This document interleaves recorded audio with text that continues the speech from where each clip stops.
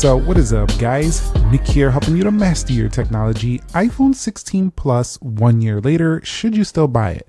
So my iPhone 16 Plus I picked up when it launched, so it's been a little bit over a year now with the device, and I do want to talk about if it's still a worthy option, because they actually did reduce the price of the 16 Plus, and almost nobody really talks about this phone. And it's because it's just not the Pro Max. It's not the base model, which is the cheaper model. It's kind of that in-betweener, kind of like the Air is this year, where it's not the base or the Pro Max. So people aren't loving it too much, but there's other reasons why people, but we're going to not love that one. We'll get into that topic in another video. But this one, quick spec refresh. This does have a 6.7-inch Super Retina XDR OLED display, although it isn't the Pro Motion. So that's something to keep in mind. You don't get that on board, but it's nearly the same exact display without the 120 hertz. Now, for a lot of people, that was the deal breaker with this device, but at the end of the day, you know, it's still a strong display. 48 megapixel dual camera. One of them is a 12 megapixel. It does record up to 4K at 60. It does have the Apple A18, and why that's actually still a good CPU is there's actually rumors that there's going to be an A18 version of a MacBook. So that's definitely still a strong CPU on board. And this does have a 4674 milliamp hour battery. If you're wondering why I'm still running iOS 18 on board, it's because I didn't want to update every single large iPhone to iOS 26. And I'm just going to keep this one at 18 for a while. Because there's some things about 18 I still like. Like, to me, it's still a clean looking software. But we'll get into iOS 26 content in other videos. But the tinting is definitely a little bit different on iOS 18. It's not quite as liquid glass looking. And for those of you already used to 26, this might look a little bit dated. But I'm going to leave this one on the 18 versions for a little while longer. Maybe I'll go to 26. But I found that 26 did hurt the battery a little bit on my other 16 models. And this one actually had a really strong battery, so I didn't want to mess that up. Okay, so should you buy this when it comes to the build and the body? And the answer is, well, absolutely. The build and the body is actually identical to the iPhone 17. And it's actually a little bit cheaper at the base 128 gig storage now than the iPhone 17. Let me know which green-ish color you like more, the teal or the green of this year. I personally like the newer green that just came out, and not just because it's newer. I just like it more than teal. But teal definitely stands out, and for some people, this bluish green will be definitely more up their alley. But if we go to the Apple Store right here, you'll see that the phone, well, it's $799 to start. So I was a little bit incorrect in that statement. It's basically the same price. So you can get this with a larger screen at the same price as this, but this does have the better front-facing camera and the 120 hertz. But doing a comparison between those, let me know if you want to see a separate video on that. I just wanted to state that, yes, from a build and body perspective, this phone feels exactly like a 17. Now you can see right here, we do have the USB-C. On the left, we do have the action button, which is nice for this device. I don't believe the 15 Plus had the action button. You have the volume markers here, and on the right side, power button and the same camera control you find on the newer phones. It also has the clean rear with the Apple logo centered, and it's all glass. It's just a clean look overall. So for me, I definitely really enjoy this one. I also like that it's only 199 grams. So this phone, even though it's a bigger device, it is at 6.7 inches and it weighs less than a Max. So this is a nice weight and size of a phone. It just feels comfortable to use for a bigger phone by comparison to like a 17 Pro Max, for example. So 1 year later, when it comes to the display, should you buy it here? And the answer is, well, it depends on how much you value 120 hertz. If you value 120 hertz, I would recommend going to the 17 at the same price. Yes, it is a little bit smaller, but you're going to pay the same money and get the smoother panel. If you do want the bigger panel, but you don't want to go all out for it, this is probably going to be your best option right here. Because while the Air does have a 6.5, that's a little bit smaller, and it is a 120 hertz panel on the Air right here. This device does make some sacrifices that the 16 Plus doesn't make.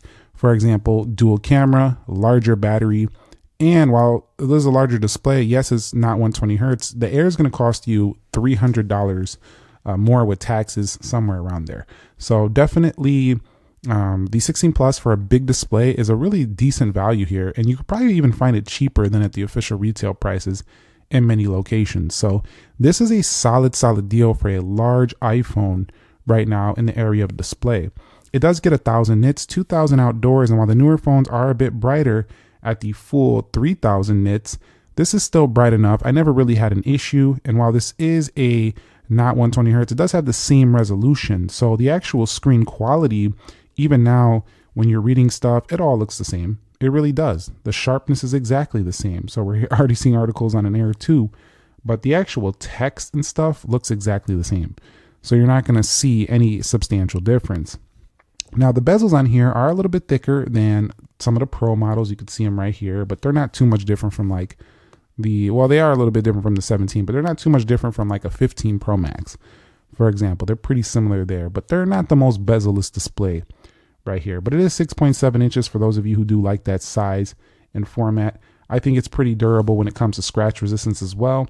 At the end of the day, this is basically like a 15 Pro Max Lite, honestly, but you can still get this in stores right now. So I think, you know, if you get this, you're not going to be too disappointed in that area unless you really, really need the 120 hertz. So when it comes to software, this is clearly capable of the 26. Again, I'm staying on 18 for now, but the software is strong. You know, it's simple, it's clean. It does have all the polish and the ecosystem stuff that you want across the board with the Apple devices. But at the end of the day, you're just running it on a slightly less smooth display. That's about it. But still has iMessage, still has FaceTime, still has all the applications you want to run, and has 8 gigs of RAM, so it's not slow in any real significant way. It can run every single game on the App Store pretty much. So yes, the 16 Plus, when it comes to its software, is a good experience. The only real difference is going to be in the area of camera. There's a few differences when it comes to zooming and a couple of pro level features that you'll find. But the actual camera results are still extremely strong. So there's not really much in the way. Now, the front-facing camera, you know, you're not going to see that extra software feature that's included in there to match up to the ultra wide, but this can still back out a little bit, so it's still pretty good. It's a 12 megapixel camera, not the 18 of the new phones, but still, this is not a weak camera in no way, shape, and form. The software here just kind of reminds me of iPhone 17 Pro Max. It's essentially identical. So you probably have like 1 year less of updates with this software here, but I feel no difference using this than using this or using the iPhone 17. So yes, you should consider still getting this for software. If this is on your radar, it's definitely a go in that department. So when it comes to performance, this is one of the only areas where you're going to really see a big change when you go to any of the newer models. It's just the way things kind of fly through, especially when multitasking. It doesn't have quite the same smoothness as an iPhone 17 model. Does it matter really? I don't think so for a lot of people buying this. This is like, to me, one of the appliance iPhones of iPhones. It just gets the job done. It's maybe not, you know, if you think about like car trims, they'll have like LE, SE, sport trims, limited trims, things of that sort. This is like the LE, like it gets the job done. It's still mostly the same thing, but it doesn't have the limited trim features. It doesn't have even the SE Sport features. It just has quite a good amount. So I would say that would be this trim level right here on this. If you get what the analogy what I'm trying to say, it's fine. Performance is good. Like there's nothing to complain about. It's still clocked at 4.04 gigahertz.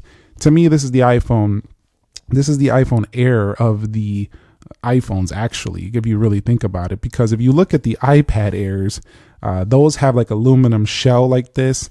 They do have good features. I feel like the iPhone Air, the one that actually came out, I know they call it Air because it's thin, but it doesn't. It actually looks to me more like an iPad Pro M4, like the super thin factor, the sleek space black here. They called it the Air because it's slim, but this kind of feels more like what a iPad Air feels like, but for iPhones, if you get what I'm saying.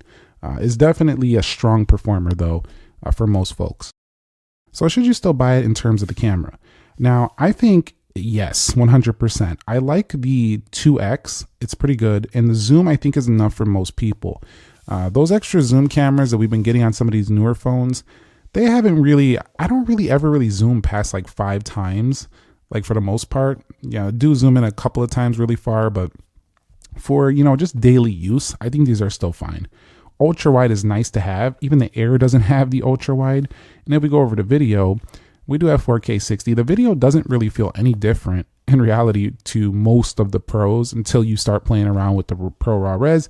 But when I get to that point, I'm already just going to my main camera because my main camera can still do better video than iPhones, period. At the end of the day, it's still more granular than these products. So I just go there. I just use these in the standard modes for the most part, and it's amazing.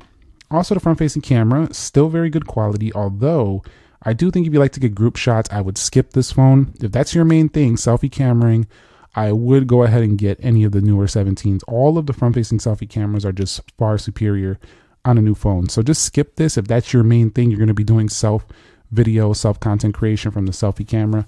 Just skip this one. But if that's not your primary objective with the cameras, I still think they're a definite go here in 2025, even headed into holiday season, no matter who you're getting it for or if you're getting it for yourself.